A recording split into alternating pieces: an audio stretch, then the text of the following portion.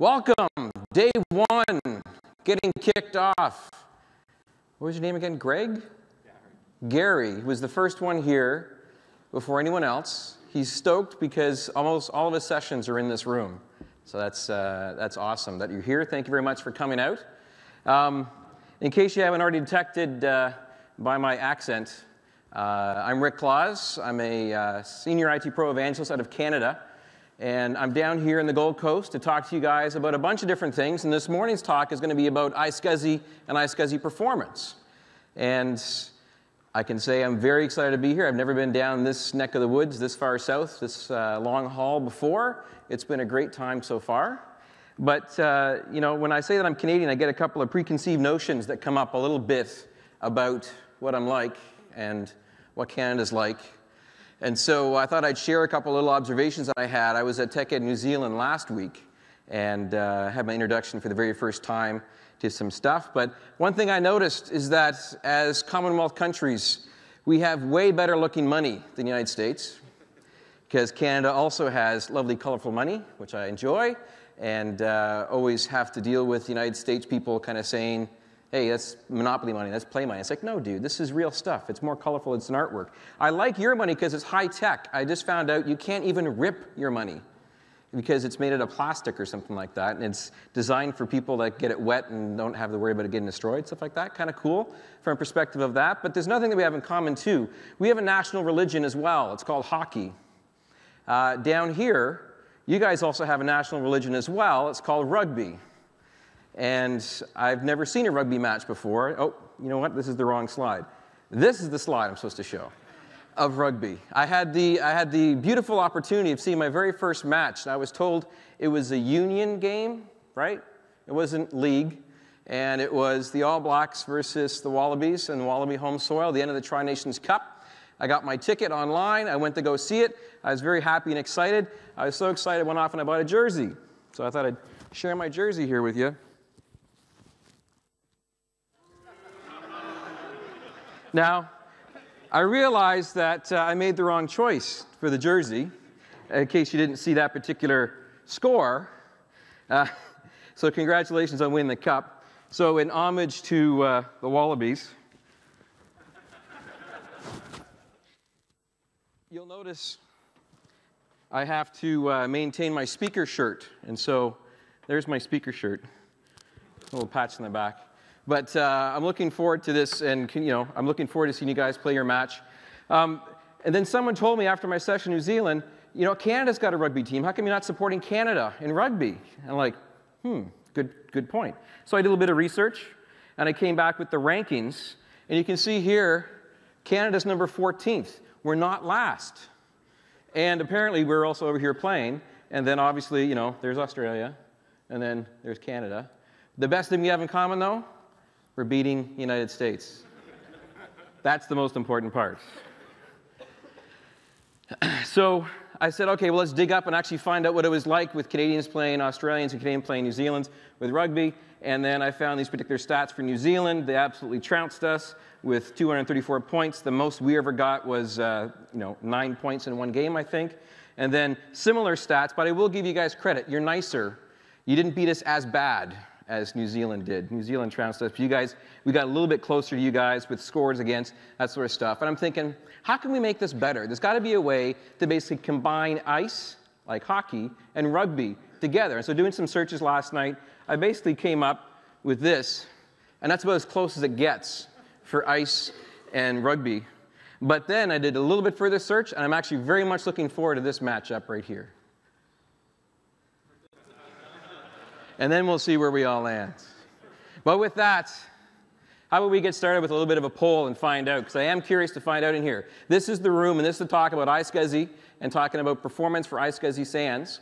And I want to find out, first of all, who's using iSCSI, who's using other stuff. Okay, I thought you guys weren't interactive. You guys are very interactive. So what is the best business SAN or SAN for business today? A good chunk of hands went up for iSCSI, so that's good. So first off, how about fiber channel first? Any fiber channel aficionados here? So that's about 30% of the room. Not too bad, not too bad. How about iSCSI? Everybody put your hand up because you're here in the room, which is fantastic, which is awesome. fiber channel over Ethernet? Any advanced weird technology people here like this? Or maybe InfiniBand, anybody? InfiniBand? Converged cabling and stuff like that? Or how about some kind of USB stick thing put together with super fast performance and write IOs? Now, don't laugh, because you can actually, you're probably aware of this, my friend back in Canada resells this equipment. It's an iSCSI SAN coupled U device that's made entirely of SSD disks, and it has massive IO throughput that you attach up to it using iSCSI, so it's actually very, very cool. What I will say is that studies show it doesn't really matter what type of solution you're using. So before we start getting into battles about which is better, fiber channel versus iSCSI and all that sort of stuff, I want to first of all just say, if you already have made your investment in iSCSI, if you've already made your investment in fiber channel, use your investment, optimize that investment, make sure that you're using it to its maximum, and you've done your research to know how to best use it and implement it and troubleshoot it and everything's good. I'm not here to try to sell you a new iSCSI solution. I'm not here to say that iSCSI is the savior of what's going on with the SAN environments. iSCSI and fiber channel have basically been leapfrogging over the years to get to the best performance to see what's going on. So again, I had some people in New Zealand that were a bit more hostile towards, well, you got to go with fiber channel and this and this and this. It's like, no, no, no. If you have it, stick with it. What you're comfortable with, this is simply looking at some other technology that's there. The reason why I'm talking a lot about iSCSI is because back in April, Microsoft released a free iSCSI target that you could install on any commodity or high-end hardware with disk attached to it, and then expose it to any iSCSI initiator. And that all of a sudden opens up this big possibility. And yes, there were other software providers that also made it as well. Starwind is one that comes to mind. And they also had an iSCSI target that's there. I'm not saying use ours versus theirs. But if you don't have access to a SAN, if you're looking to upgrade your skills, if you're looking to make some investment of your time and your career to understand how this works, this is the session for you, as well as some extra performance tuning and performance stuff that's going on too. So that iSCSI software is kind of an equalizer to get you up to understand what's going on. But this actually comes back from a little bit of a poll that took place by a company with 3 letters called EMC that basically said, hey, we're a SAN company, among other things. And they did a survey basically saying, hey, what is your choice for when you do virtualization? Is that your driving need for why you go off and you buy SAN? And you know, it was an interesting survey that went out to about 350-odd individual respondents, and it came back with a very interesting finding. Is there a laser on this one?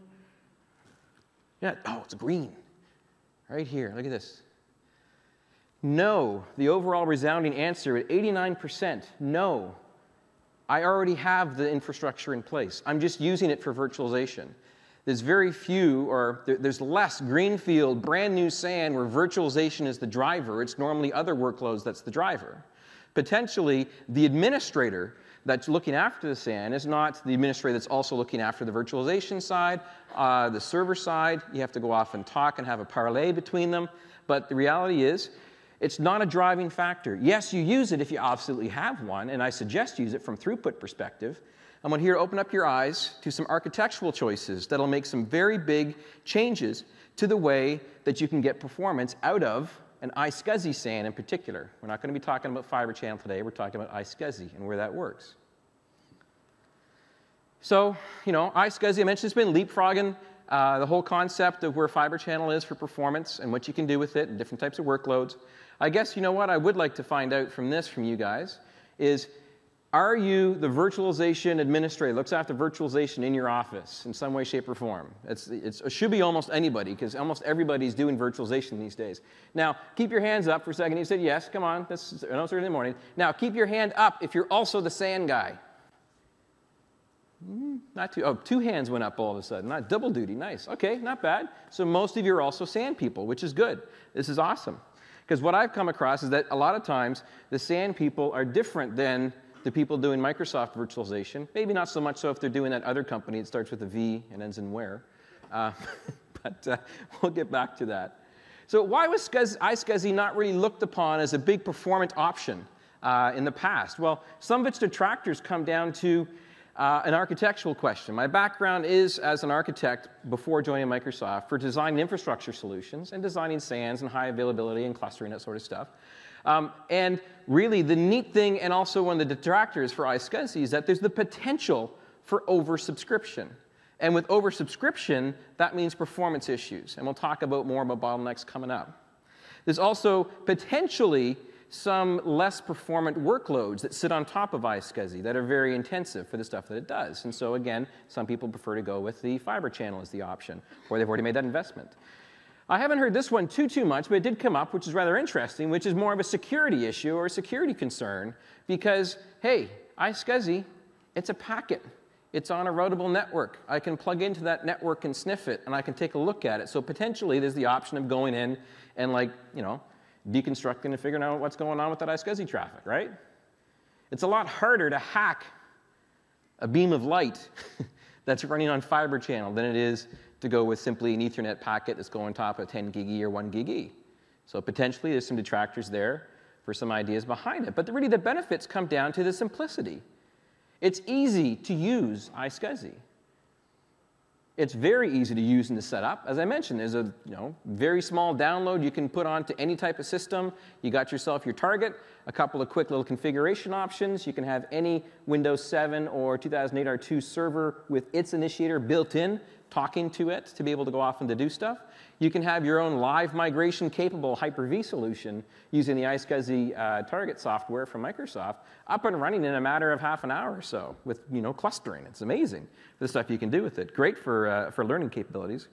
Now, it also potentially is able to leverage a lot of in-house experience. Again, it's not the dark arts of understanding the light between the transmits and the receives and that sort of stuff with how things go.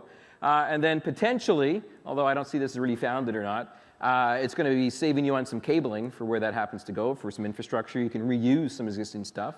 I'm not a big fan of the reusing, personally, just from an architecture perspective. I've got an interesting proposition for you.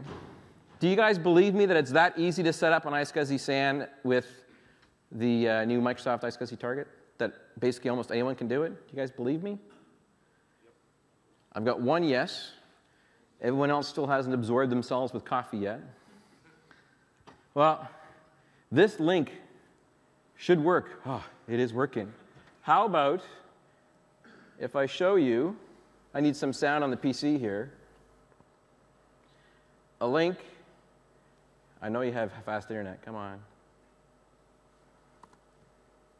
Here we go.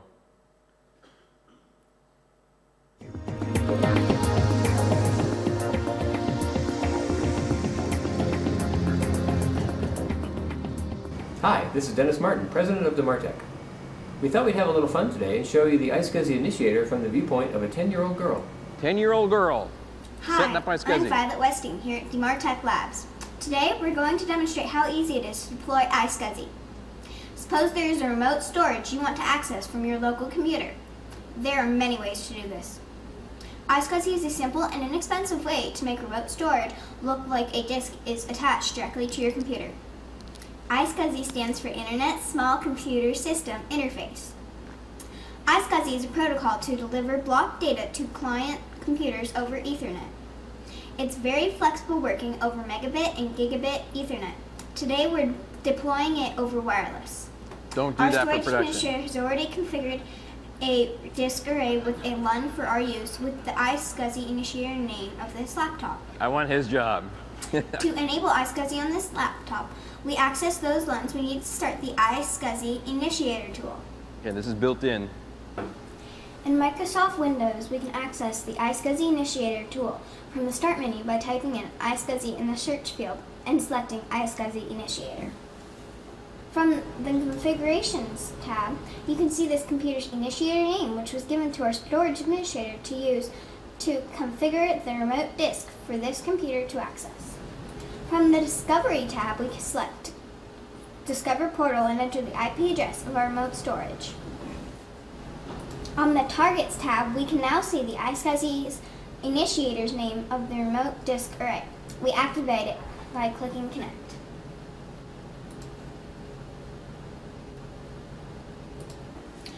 Choose Storage Disk Management from the menu at the left. If the LUN has not been discovered as a disk yet, select More Actions, Rescan Disks. Now that we can see the LUN as a local disk, bring it online and initialize it. Now format it and create a simple partition. I'm choosing to allow the new Simple Volume Wizards to use all the defaults. The new drive is now formatting. It takes a little time over wireless Ethernet. As you can see, the iSCSI LUN appears as a local drive to this computer. I can write data, like my school work, on this flash drive and read back from it.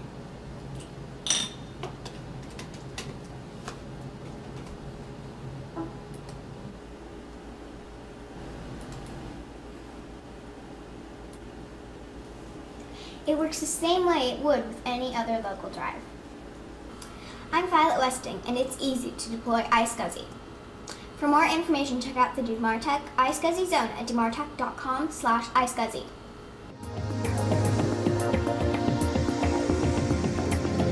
Now, again, I wouldn't recommend for performance reasons you deploy iSCSI over wireless. I don't know about the ITIL certification of that storage administrator if he follows proper change control, but definitely very, very easy to set up. I'm going to show you a couple of quick little clips in a bit about some other things that come up when we start talking about iSCSI and performance and some configuration options there. She was actually doing that, as you saw, from a Windows 7 device.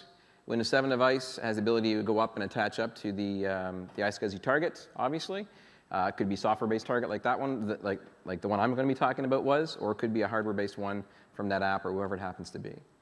But first off, architectural-wise, here are some myths and some things that you absolutely should make sure that if you haven't already done this back in your site, you go ahead and do from a checklist of things to ensure you have the ability to use to get better performance out of this. Because usually it's a configuration issue as to why you're not getting good performance out of your iSCSI environment.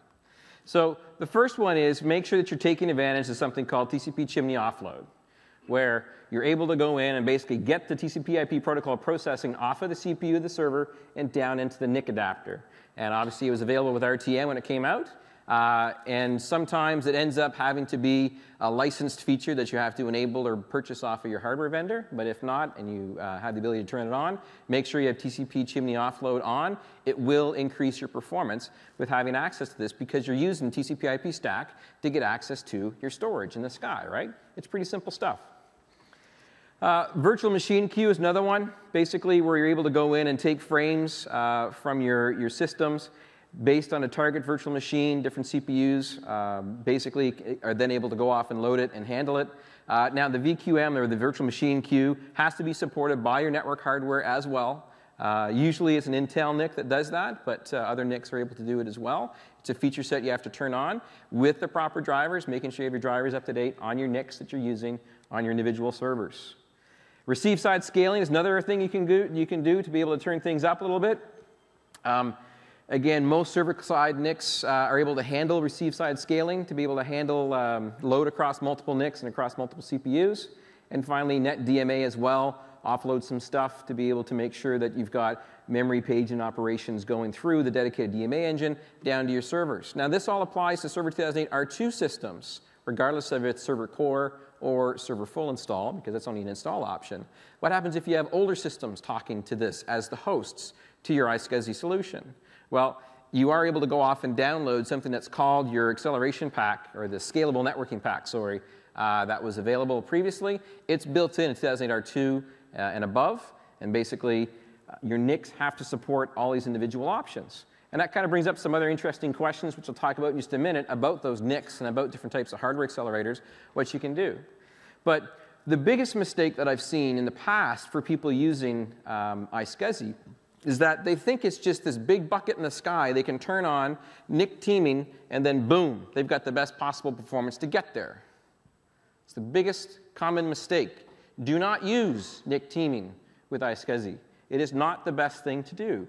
iSCSI is obviously useful in different types of production networks for different types of workloads and things, but it's a proprietary NIC driver that you have to install to make it work with the operating system to make it go. As soon as you go in down that path, you no longer have the ability to go off and to tweak a bunch of different options that you have on it. NIC teaming basically overrides and defeats the purpose of what you're doing with multipath I/O and also with MCS as well. So stay away from for NIC teaming. It does not equal iSCSI teaming. We'll talk about that in just a bit. So the first off, for multipath I/O, you got two flavors. And there's what I would say is generally an older flavor with MCS, called multiple connections per session. Or there's the other one that seems to be more of a standard these days, which is multipath I/O or MPIO. Now, this works at the iSCSI initiator level. It's part of the iSCSI protocol, as you can see from the stack there, with the operating system, down to the disk driver, down to the SCSI part, down to the iSCSI initiator, and then down to TCP, and then down to individual NICs. And then MCS is able to go off from there. It does not require any direct storage device support specifically. It's all a matter of if your provider happens to give you access to this. And basically, it's very simple to install and to configure. Here's an example of what the screenshot looks like for configuring this. Now, the important part is that there's something called policies. As soon as you have multiple paths, think of it like routing packets, right? As soon as you have multiple paths, you have to choose how is that path selected to get from point A to point B, A being your servers and B being your disk. Well, there are a couple of different policies that are available. I'm not going to bother going through every single one of them that's there, but I will simply highlight some of the differences between them. The default one, when you select and use MCS, is that it uses round robin. Now, round robin is similar to how DNS works with round robin. So picture yourself that you've got 3 different paths or NICs to get off to your storage. It's going to go off and say, OK, I'm going to use this one. Next time, I'm going to use that one. Next time, I'm going to use this one. And basically just goes off and uses whichever one blindly happens to be available and go. And then if it's busy, it queues it up and off it goes. So it does give you a load balancing across multiple NICs and multiple paths to get into your storage. It's important to note the difference with MCS, in case you're not familiar, is that MCS applies to the session connection. So it's across all of your different VLANs that are there when you use MCS. You can't change your policy on an individual VLAN basis. Another one that's kind of interesting, I never see it used, though, is failover only. That's kind of stupid from a load balancing perspective because it only is used if one of them is not available. Then it goes use the failover. Round robin with a subset or at least queue depth is a bit more interesting because it's able to look into the queue and make an intelligent decision on do I go this way or that way, as opposed to simply randomly picking one from a round robin perspective. So it has to look into the protocol stack and into the queues themselves to see what happens to be busy. Very cool. Weighted paths are for your control freaks out there. I used to be one from an exchange perspective, setting up all your different links between your systems and putting different weights on the connectors and stuff for how messages route inside your system. If you're that kind of person that likes to do that, you can, in fact, architect your solution using weighted paths. However, should your network change in any way, shape, or form, you will have to go back and revisit those to make sure that they're still applicable. Good to know from an MCS perspective. Now, multipath I/O is the other option, which seems to be more supported these days in the industry. That's there. It's not part of the iSCSI protocol. Basically, the manufacturer has to create the MPIO-enabled driver, and most storage arrays are going to have something called a device-specific module, or a DSM. Another big performance hit that some people don't look after is that the DSM has to be installed on your hosts, like a driver. And if the DSM is not up to date or updated on a regular basis as the manufacturer updates, you may end up with inconsistency, poor performance, weird packets going down the line, retries going on if you're looking at stuff. So be very careful that you keep your DSM up to date. Important to note as well, in case you didn't notice, Microsoft has its own DSM built into the operating system as part of the iSCSI initiator. Sometimes the Microsoft iSCSI initiator DSM is the priority over top of the vendor-supplied one that you install to talk to your NetApp gear or your Equalogic SAN or whatever it happens to be. Make sure that you have the proper one selected in the order of what's being used in the connection details for your iSCSI initiator to make sure that you're using the proper one. Whenever someone comes up to me and asks me, well, I got this kind of traffic happening, it's retrying, I don't know what's going on, I said, first thing, what's your DSM like? Have you updated it recently? Have you checked to make sure it's in use? Very important. Now, a neat thing about MPIOs is it also has paths, and it also, not paths, it also has policies as well. But this applies for each individual LUN. So in theory, you could actually go through for the different LUNs that you have exposed to your systems and put in different policies. Maybe it's going to be run round robin for everything, but maybe it's going to be a least queue depth for your virtualization workload. Which one's best for you really comes down to your environment of the workload you're running and the SAN hardware that you happen to have. But if you need to have specific policies for each of your VLANs, for each of your LUNs, then you are going to have MPIO as the choice. Now, about 80% of the market out there is using MPIO and no longer really using MCS all that much. And so be aware of that. MPIO seems to be the way places are going these days. Now, which way to go? Well, first off, as I mentioned, many people happen to be using MPIO as opposed to MCS, so you might not have the option. You'll see that in the iSCSI software initiator that you're going to be loading, installing, and working on your host machines. Use MPIO if you want to support different load balancing options that happen to be inside your environment. As I mentioned, on a per LUN basis, you can change up the policies. It's a very simple process to do. iSCSI hardware acceleration cards, which is rather interesting. Does anyone actually have an HBA card for iSCSI inside their servers? 1, 2, 3, 4, 5, 6, about 8 people or so.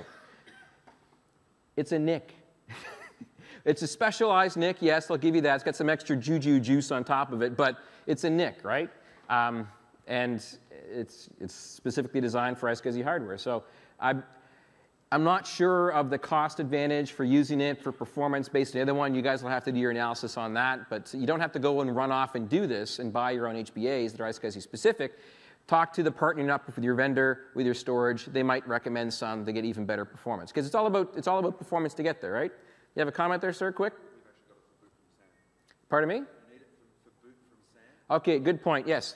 For the HBAs that are iSCSI based for boot from SAN, it is support on that, so good point. MPIO is also not available for XP and also not available for Vista and for Windows 7. So if you have your client running one of those OSs and you want them to talk to one of your online storage that happens to be iSCSI, you can only use MPIO. You can only use MCS. You cannot use MPIO on those individual systems. Not a big deal, but especially from a virtualization perspective, it's good to know, though, that's the case.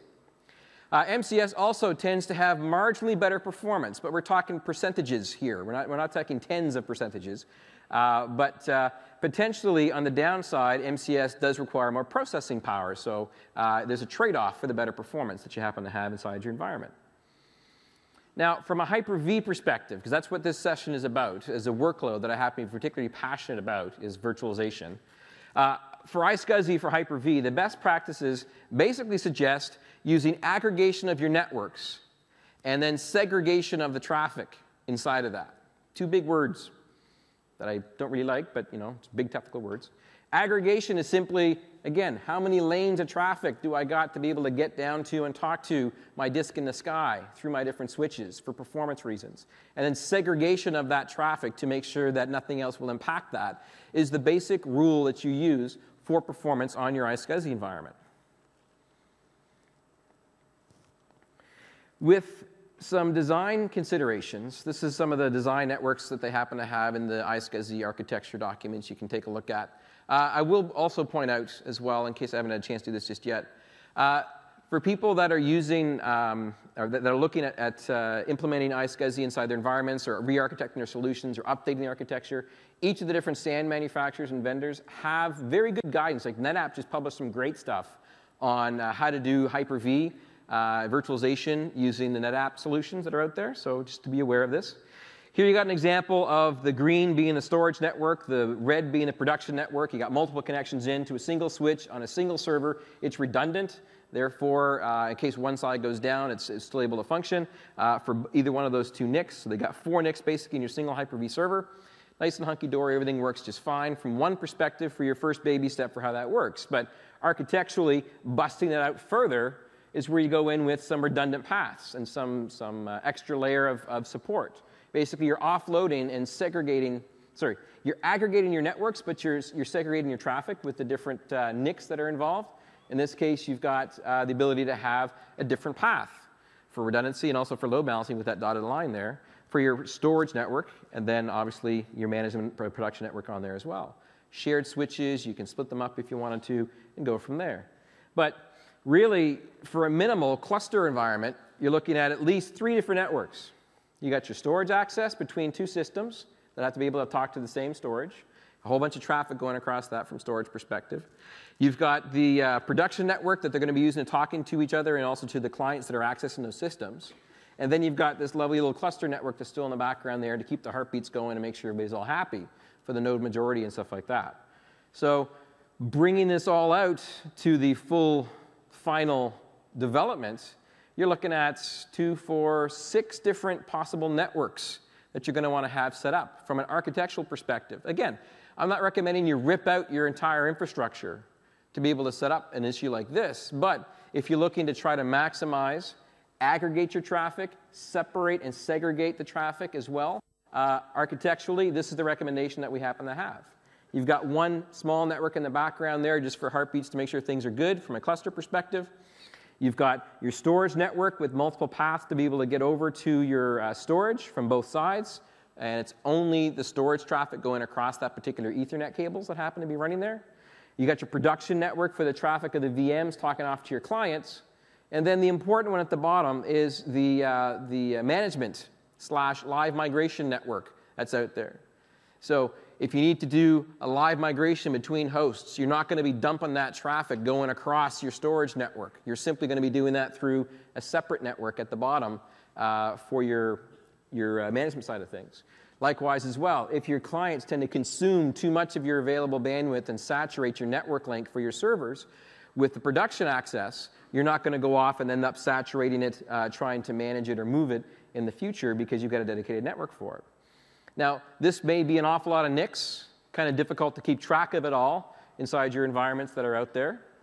So what can you do to basically help out and to make this work a little bit better? Well, one thing that I'll mention is a friend of mine is a TSP in Microsoft over in Calgary, and he's a big NetApp. He's a Dell guy, an Ecologic guy, and he and I got together and said, okay, well let's make a couple of quick videos specifically around how to set up an ideal lab environment for your cluster of 2 Hyper-V nodes, an iSCSI / HARDS solution, NetApp or dedicated SAN solution for your storage. How would you architecturally set that up the best, and what are some best practices for it? So for me, because I'm not terribly organized like I used to be as a consultant, remembering which NIC adapter 1, 2, 3, 4, 5, 6 represents each one of those and where it plugs into and what it does was always confusing for me. And also because the way it's exposed in the tools by the attributes that it exposes inside the tool for Hyper-V Manager or the Cluster Manager or SCVMM or whatever it happens to be, I'd always get confused for which one was what when I'm doing the initial setup. And then heaven forbid if I have to move a server and remember which NIC plugs into what and stuff like that. Because I'm pretty sure you guys take probably about as good documentation as every other IT administrator that's out there, right? Come on, I know you're all the same. We're all the same like this. Okay, I've got some time here. I'm going to just quickly show you two little videos that came in quite handy for working on this. And I'm going to drag this over here so you guys can see it, because I didn't embed this one. So bear with me as I make it happy.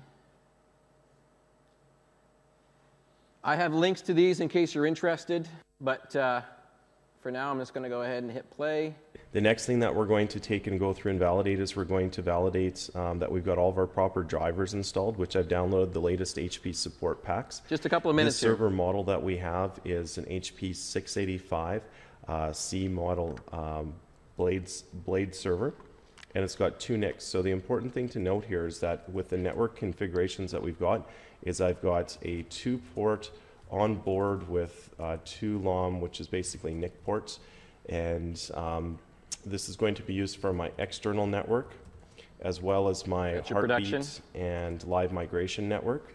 The second one is a 2-port add-on card, and this is going to be used as a dedicated iSCSI multipath I/O configuration. Okay, so this is how we're going to configure it. I know what these adapters are and how I've profiled them on my server. So these two adapters are my external, and these two adapters are going to be my iSCSI. Now, a typical configuration, you might see somebody doing something like this. They might type external, they might type private, and they might type iSCSI 1 and iSCSI 2. I don't like that. Please don't do that moving forward. We're going to have a new naming convention that we're going to set up for this. And it's really, really important that you pay attention to this section. NetApp has published a really good resource guide for configuring networking for Hyper-V. I highly suggest you download it. And we've been following a methodology similar to that for quite some time. So take a look at the differences in naming conventions here. Because this is one of the areas that people sometimes get lost and confused with Hyper-V, is just how to configure their networking I get lost properly. and confused a lot of times. So the very first thing that I'm going to do here is I'm going to relabel this to something called PNIC1 or physical NIC1. This is going to be set up on port 1. I know this is on port 1 on my physical adapter. The way that Windows represents this is sometimes a little bit different. It's going to be configured for my external network. And if I have a VLAN configured for this, for example, if I'm configured on my front-facing VLAN for something like VLAN 80, I can take and I can type this in here. I'll also take this one step further, and if I'm connected to a Cisco 3750G, I'll also identify the port that I'm in. So if I'm in port 0/27, now I know exactly what switch port I'm plugged into, what VLAN, what NIC port. So if I ever have to move this box at a later point in time, I'm not going to have an issue with this. So I'm just going to leave mine like this. Mine's a simple configuration that we're going through here, but I want you guys to seriously consider taking and using this type of a naming convention for all of your server builds moving forward. This is going to be my Heartbeat and Live migration network. This is going to be iSCSI. So this is my PNIC2. Port 1, iSCSI. This is PNIC2, port 2, iSCSI. So now I know exactly where these things are going to be plugged into. This is so important that we do this. I'm just going to really quickly go and IP these servers, and I'm going to pause the videos, and when I come back, I'll show you what the IP configuration I've used is. Now, it's a small thing, but it comes in very, very handy as opposed to trying to figure out which NIC is what and what's plugged into, and helps you keep track of which is segregated for your network. Also potentially helps you for misconfiguration options. But it kind of drives home just with this small little chunk here, which I'll see if I can get queued up correctly. This is the cluster manager software, and it also will show you the confusion of the attributes that get used. Sure that this is actually working properly. So the first thing I'm going to do is I'm going to navigate into my nodes, just make sure that both of my nodes Those are two online. blades. It looks like they both are. We won't have any services and applications just yet. It looks like my quorum disk has been defined, and I've got 2 disks available for cluster shared volumes. And then look at that, 3 networks. I've got 3 networks what defined, which is exactly as I have planned, which is going to be one for iSCSI, one for Heartbeat Live migration, and one for front-facing. So this was PNIC1, port 1. So now you start to see why I label these things the way that I do. We can see their network interface configuration. And what we're going to do is we're just going to go relabel these now. So we're going to call this our external network. You can simplify it in here. But at least now you know which NICs are doing what inside your environment, and make basically automating the documentation for what's going on to make it so you don't make any really bad design choices for where things go. In case you are interested, those are posted. There's 4 different videos out there. It's about, let's say it's about 40-odd minutes of some really good stuff about architectural design, setting up a lab environment, using iSCSI for the best performance to be able to go off and do stuff, for live migration. Great stuff in there to be able to share. And then come here, Shift F5, and we continue. Okay.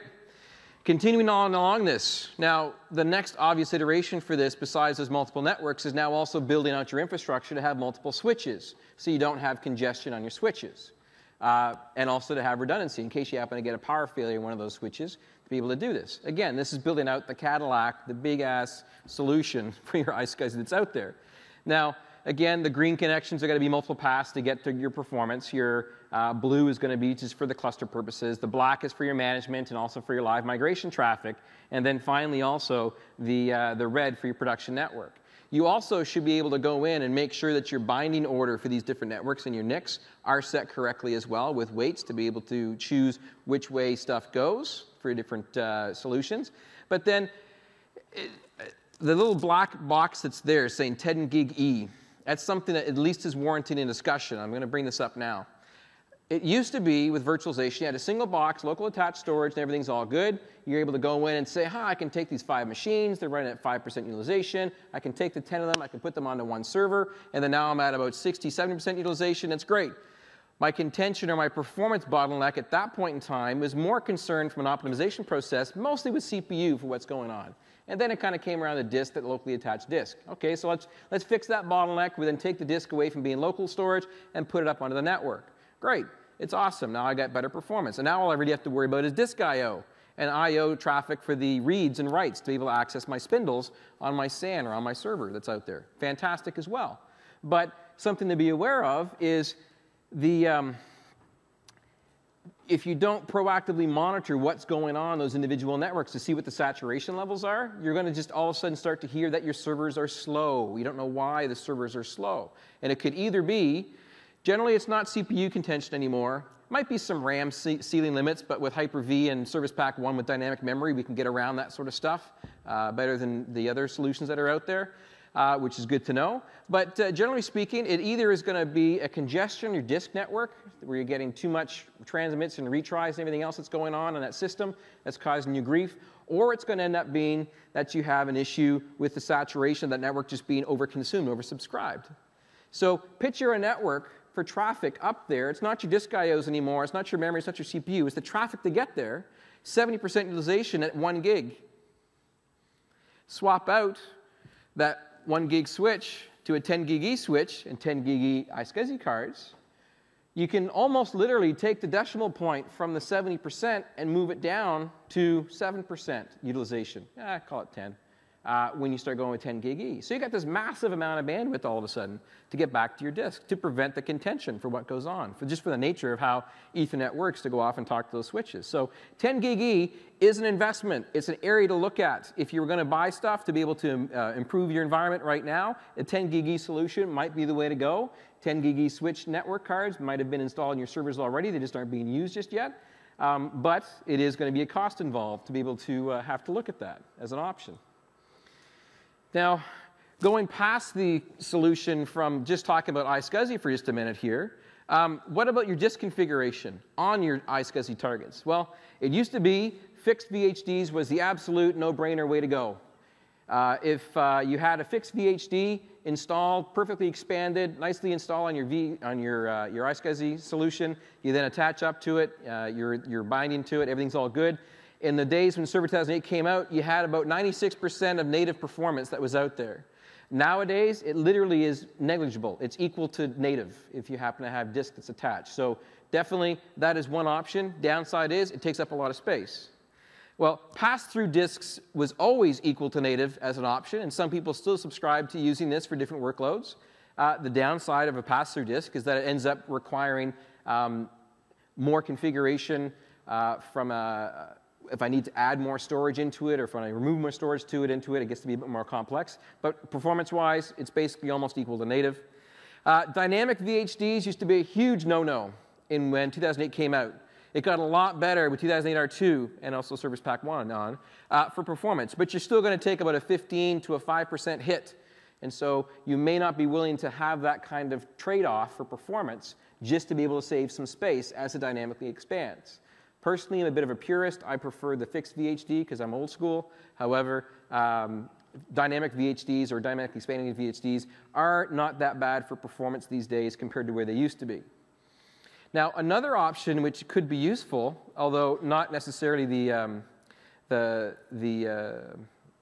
norm, which I'll talk about in just a minute, is the ability to actually go through and have the guest directly attach up to the iSCSI itself from a performance perspective, as opposed to going through the VHD solution. So VHDs that are generally fixed tend to be the most in use.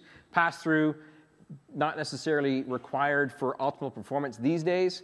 However, it does do good for things like specific backup and recovery agents and software specific to your SAN to be able to take advantage of, obviously. It's also great for very, very large volumes to have to be able to go ahead and create on disk is much more natural than having to do it within the configuration of a VHD environment. Potentially, there's some app compat requirements that are out there as well. So you need to choose which one makes the most sense for your bigger workloads. However, if you haven't explored VHDs, you just automatically wrote them off, fixed VHDs are definitely a viable option for you. Now, this fourth option I was talking about is going with iSCSI Direct, where basically the VM attaches directly up to your iSCSI using its iSCSI initiator. The Hyper-V host has no idea this connection is going on or care that this network connection is going on because it's going through the VM bus and out the network stack, right?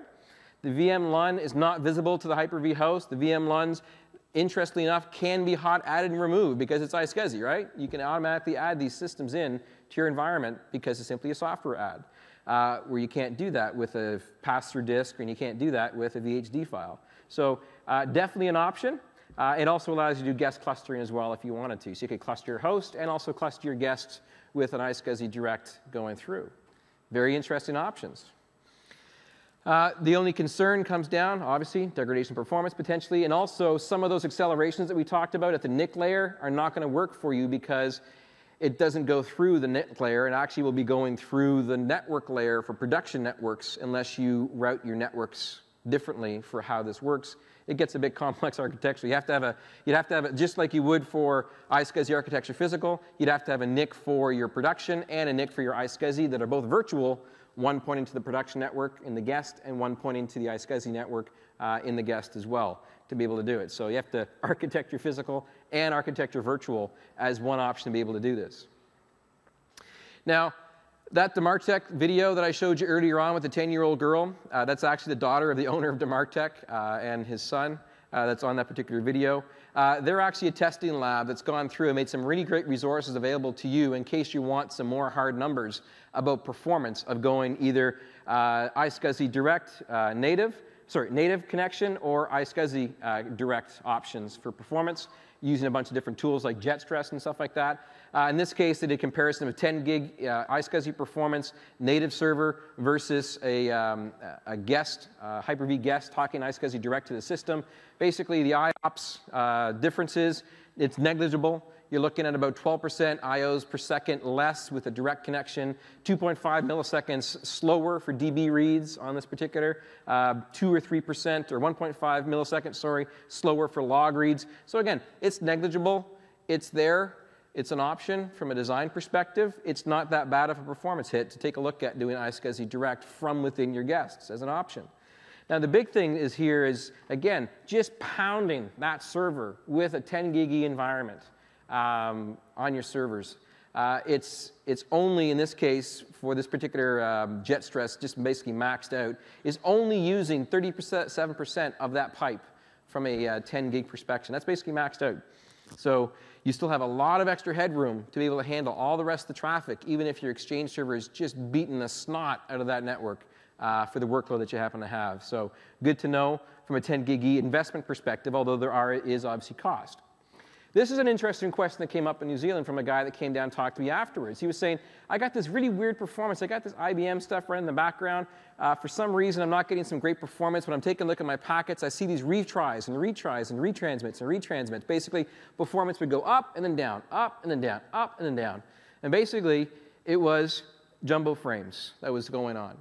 Jumbo frames is an option to turn on. The issue that you have is it allows larger packet sizes, obviously, but you have to make sure that every single adapter on the row to get to your storage, including your storage solution, supports jumbo frames.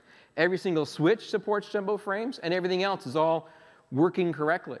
What his issue was is that the default size for jumbo frames on the server was different than it was on the switch and on the NIC that was on the other end. And because it was different sizes, it was causing retransmits.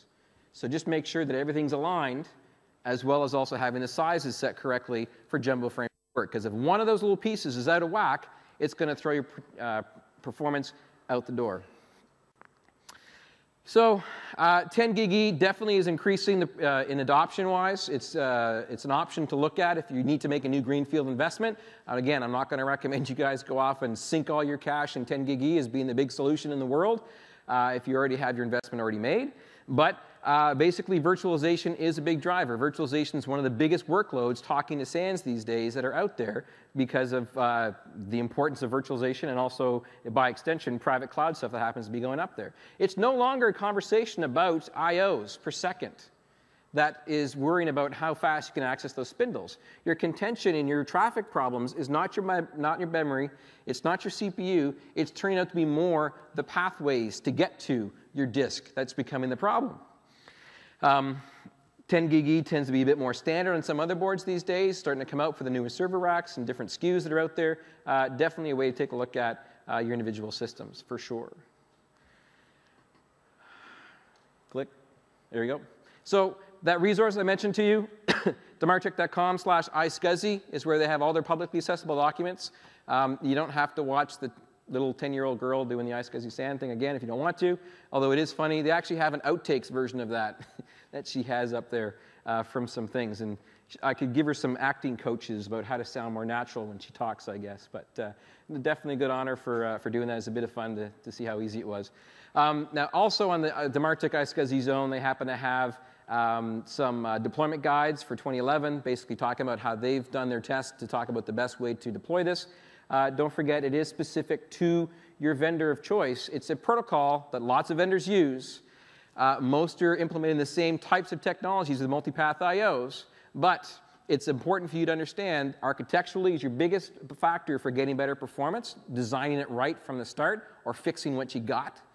And then when you start to look at optimizing that, make sure you take advantage of the stuff that's jumbo frames if you wanted to, TCP offloads, all the stuff that happens at the TCP IP layer, and not just automatically assume turning on NIC teaming is going to get me better performance on my individual systems.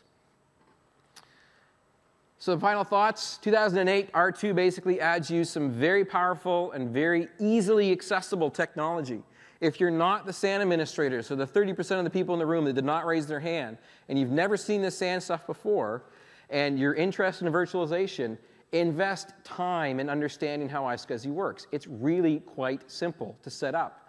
Literally, as I mentioned, a commodity PC if you wanted to, just to get started, iSCSI Target installed on that, and then have a couple of other commodity PCs with Hyper-V on it, talking to it with their initiators. You've got a cluster. You've got virtualization. You have the ability to go off and do stuff. And it's actually supported from a Microsoft perspective when it's properly working with the system. So it is supported from a performance perspective. It does work. If you call up support, we're not going to tell you to go off and to redo it again. Looking at my time that I've got, I do have to say thank you very much for listening. You guys have been great. I'm going to have about 5 minutes for questions, but I came a long way from Canada to come down and talk to you guys. I really appreciate you taking the time. Technology in Australia is amazing me all the time, for breakfast even. You guys have, this is amazing. You guys seen this thing? It's a little tomato sauce or tomato dispenser, a little bubble on the top up there. Jeff Alexander said, I'm like, I need some ketchup for my egg thing. And he's like, oh, it's right over there, get some sauce. I'm like, okay, I need some ketchup? No, sauce. I grabbed this and I'm sitting there trying to open this damn thing up and it's not working. And he's like, no, just turn it over and go like this. I'm like, no way I'm doing that. It's going to get ketchup all over me, whatever it is. No, it's designed that way. So I'm taking this back to Canada. I'm hoping the biohazard people will let me through the country with it, because I'm importing this patent into Canada for sure. So thank you very much. I'm going to take some Q&A. Oh, sorry, Q&A from you guys. I got about 5 minutes. If you could, please, evaluations, they're very important. We talked about them yesterday during the opening session and the keynote.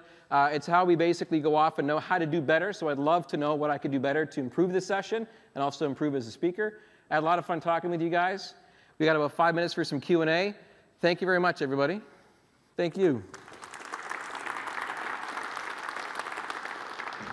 Questions and observations about 5 minutes before we wrap up.